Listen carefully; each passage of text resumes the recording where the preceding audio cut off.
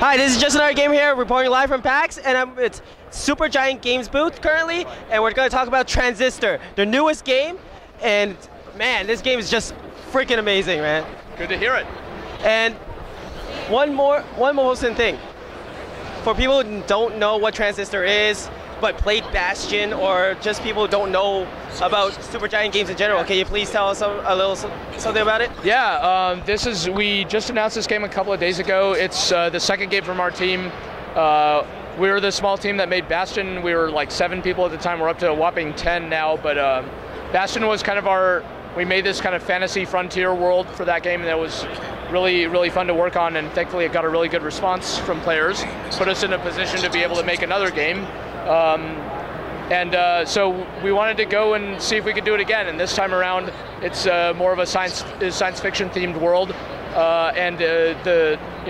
we're still staying within the action RPG genre. It's a genre we really love a lot and feel like is relatively underexplored, both kind of narratively and gameplay wise. So from a gameplay perspective, we are pursuing this more kind of strategic combat system that players are discovering here for the first time, where you can, that's kind of the overview anyway.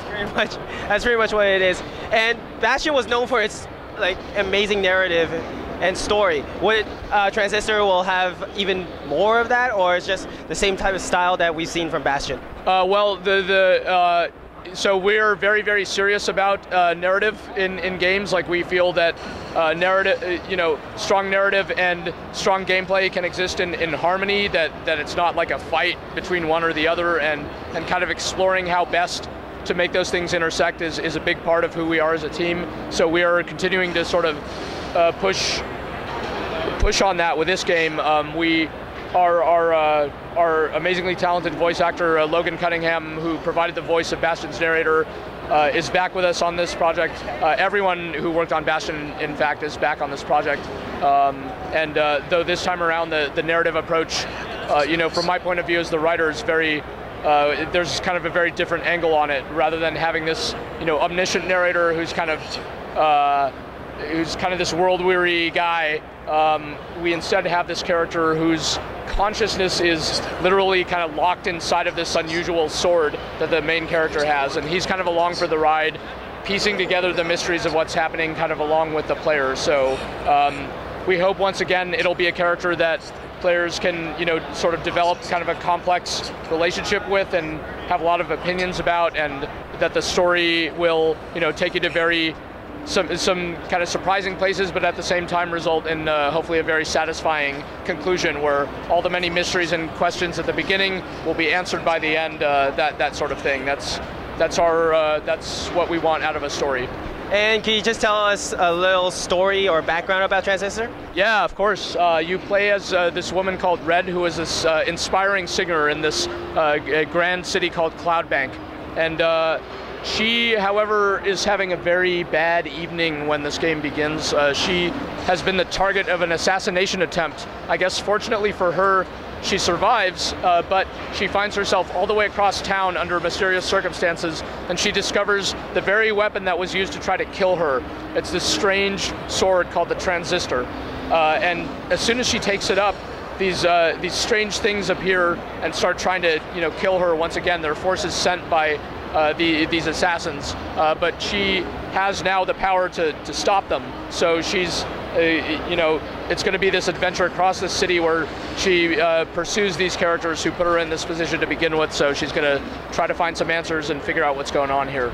Well, due to the similarity of art style in a sense, do you think Bastion and Transistor takes place in the same universe in a sense? Well, the most important thing to us is for this game to have its own distinct identity. I mean, it's not it's not called Bastion 2 or anything like that.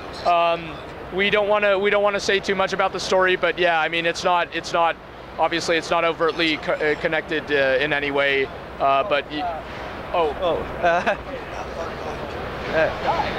Hi. Sorry about that. Yeah, battlefield casualty. Yeah, so it's fun to see, like, we want for people to speculate about what's going on and stuff like that. I mean, but again, like, first and foremost, this game is meant to have its own distinct feel. It's not supposed to be a bunch of like nudging, winking references to Bastion, you know, because if it were that, then I don't think we'd be succeeding in creating, you know, a self-contained world of its own. So. What inspired you to actually change from the combat, from actual action-based combat, from what we've seen in Bastion, to a slightly turn-based type of combat in Transistor right now? Yeah, we I think above all we were really interested in like creating like a deep combat system in an action RPG. In Bastion, our focus is on like there's a lot of like, kind of like twitch-based, like timing-based mechanics. We really wanted people to play with finesse and stuff like that. This time around, we wanted to create kind of more drama and suspense around the battle, and like have a more deliberate feel that was, you know, at least to us, kind of evocative of classic turn-based or tactical RPGs and stuff like that. But we didn't want to just go straight ahead turn-based where the game is like stopping you all the time and kind of slowing the pace. We wanted it to be something where you could engage the system on your own terms, decide when and how to use the system to plan ahead.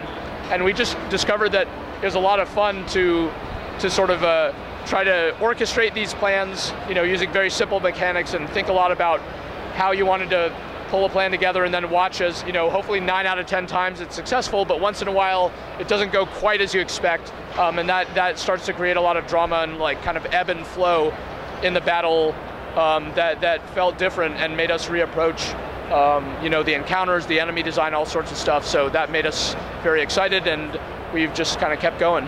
What type of enemies you'll be versing? Because since it's like a science fiction kind of fantasy game, you got like robots or some kind of mystical golems or anything like that? We don't want to say the things you're fighting in Transistor. It's a faction called the Process, and you see even in this little slice of the game, they come in a variety of kind of shapes and sizes. They have some interesting characteristics, which is that whenever they're destroyed, they kind of get reduced down to these little cells that if they're not absorbed by the transistor, they sort of respawn. They come back to life. So these things are almost kind of unkillable under normal circumstances.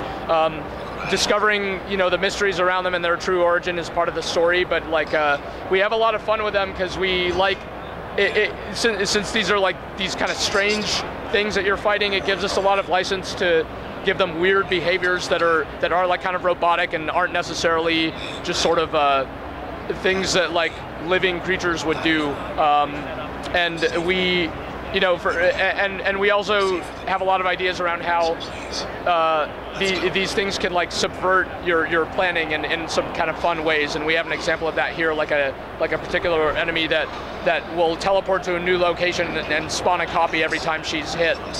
So you can't just go to town on her using the planning mode like you can with some of the other enemies, stuff like that. Yeah. So like the Transistor is your main weapon in this game. Is there any other weapons, or you just constantly upgrade her or level her up in any sort of way? Yeah, the focus is on this weapon called the Transistor itself, and discovering the kind of many mysteries and powers locked inside of it, or sometimes that come from outside of it. So you're going to find a lot of surprises with this thing. That's kind of our goal. One of the ways I like to think about it is like, what if there's a game where you find the ultimate weapon right at the very beginning? Like, where would you go from there? How would you make that interesting, both in terms of like discovering the different powers that it has, and also, you know, how do you make it challenging when you have so much power kind of right from the start. So yeah, I think if we're successful, we will keep you guessing in terms of what that thing can do kind of all the way through. And from Bastion, there's a little small hub world, and as you go along the game, you unlock more and more of it. Yeah. Would it be same thing? Will we see this in Transistor, or any of that? Yeah, I think our game structure is going to be somewhat different this time. Yeah, in Bastion you had the central location where you're kind of going on missions, you know, from and coming back with the stuff you find or the characters you find. Here it's going to be more of like this journey across the city of Cloudbank as you're pursuing these different characters. And in terms of, you know, you have the Transistor with you, and you're going to be unlocking the secrets within it as you go. So in terms of an analogy to Bastion, you kind of have the Bastion with you at all times in this game. Yeah, and as I see from the trailer, she's actually riding a motorcycle half the time. Yeah. Would the motorcycle be accessible in any type of the game, or would there be a mini game where you like literally just drive the motorcycle across town? We have a lot of ideas around that. We're still figuring some of that out. She gets a motorcycle at the end of this sequence and kind of can use it to travel to different locations. So we have a lot of ideas there, but we'll figure that out as we get further along in development. My final question, when will we expect this to actually come out, and what consoles or platforms it will be on? Transistor is due out in early 2014, so early next year. In terms of the platforms and stuff, we do not know yet. We will figure that out as we get closer. So we'll make sure to find a good home for it. Thanks, Greg, for that. Yeah, no problem. This is Just Another Gamer reporting from PAX. Game on, gamers.